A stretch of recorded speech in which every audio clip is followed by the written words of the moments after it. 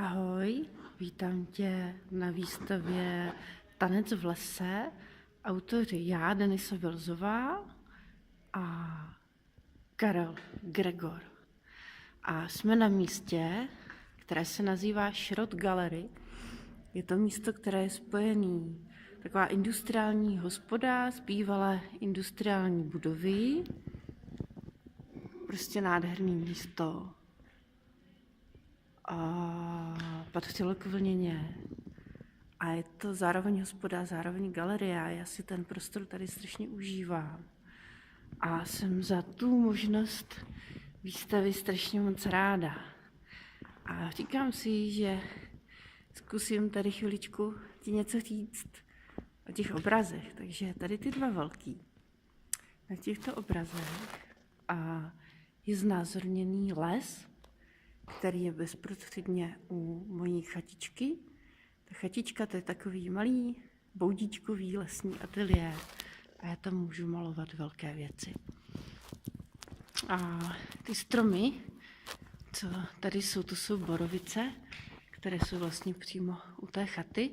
Ten obraz měří 2x2 metry a maluji ho přímo pod těmi stromy, které vidíš.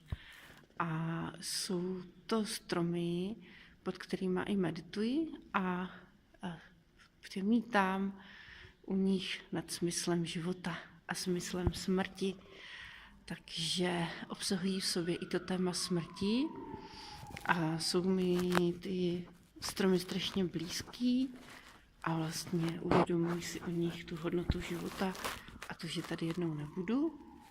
A kdyby se to podařilo, tak bych chtěla, aby někdy pod těmi stromy byl zakopán můj popel a já s nimi splynula. A začalo to tady u toho červeného obrazu, růžovo-červeného obrazu, kdy jsem vlastně si začala osahávat takovou tu techniku a víc takových jako skvrn. Jo, druhý byl tady tenhle velký. Nějaký ještě k té sérii patří nahoře, tam se budeme podívat za chvíli. Tak, já teď přeskočím tady k někomu jinému, to je Karel Gregor. Karel Gregor, to má autoportréty téměř 2metrové. Na téma nepřítel lidu. Karel je teda velmi sympatický člověk. A má hodně takový expresivní projev. A já ten způsob, jak on je schopný sám sebe brát takto s nadsázkou, jako obdivuji. Jo, mám ráda i tady ten menší obraz, tady ten styl jeho malby. A my jsme tady na té výstavě našli řadu paralel, na kterých se dá postavit, nebo na kterých vidíme ty souvislosti naší tvorby.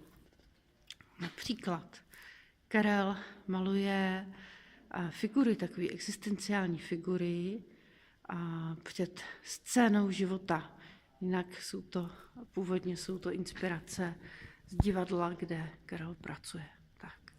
A půjdeme tady do patra výš.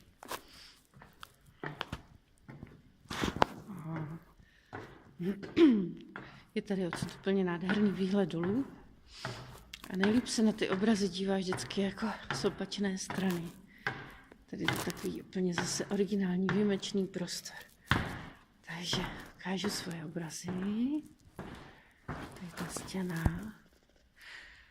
A bylo hodně zajímavý tady vlastně najít způsob, jak ty obrazy nainstalovat v rámci toho prostoru tak, aby vlastně vynikl ten prostor, aby ho to nepotlačovalo, aby byl pořád takhle jako krásný, zajímavý a s těmi obrazy souzněl.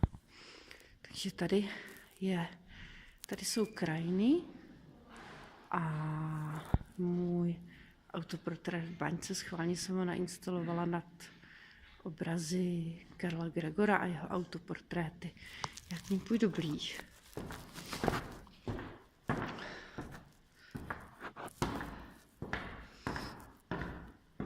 Tak tady asi nebude dostatečný odstup toho velkého obrazu.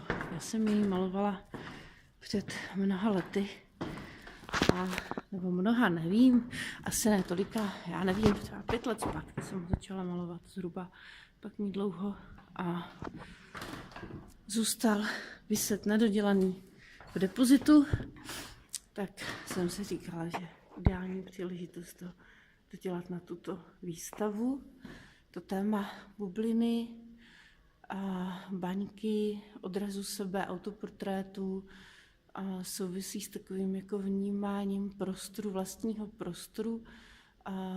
vlastního projektovaného světa, velmi vnitřního a plného víry a plného imaginace a představ a takového jako vlastního vnímání života. A které je přece jenom takové, jako je to takový vlastní svět, ale ne vždycky, zdaleka ne vždycky souzní s tím okolím. Takže je to jeden ze symbolů tohoto obrazu. A ta souvislost mezi vnitřním a vnějším světem, alias vnitřní a vnější krajinou. A krajinu vnímám jako odraz vnitřního rozpoložení. No, toto jsou menší formáty a vlastně u malby lesa řeším, jak moc vlastně učinit tu malbu až téměř abstrakcí nebo stylizací a jak moc být popisná.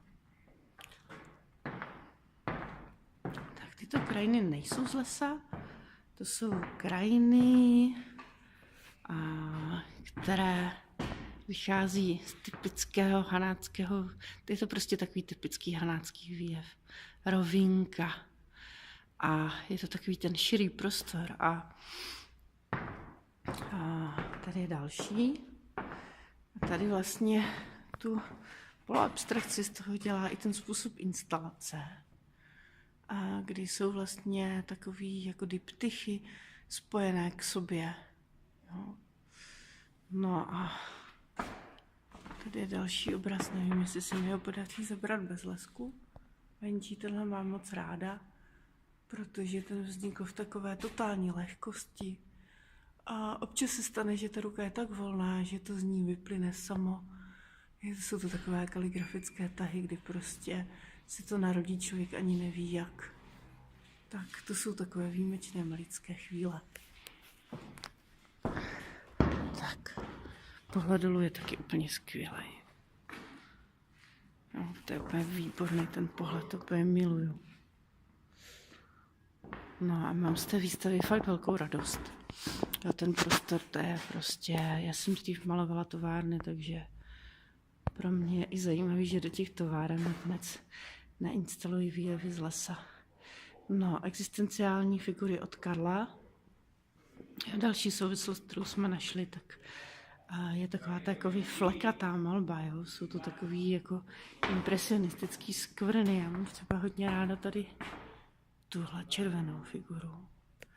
A líbí se mi, jak Karel dokáže jako v takové lehkosti, v takových jako gestech namalovat tu podlahu a prostor toho interiéru. Jo, zase další souvislost je interiér a exteriér, takže to jsou ty další paralely. A pak mám ráda na Karlových obrazech jeho grafickou schopnost zacházení s formátem. A velmi ráda mám tento obraz. Ten mi prostě přijde jako the best of. Jmenuje se V dívčích plavkách.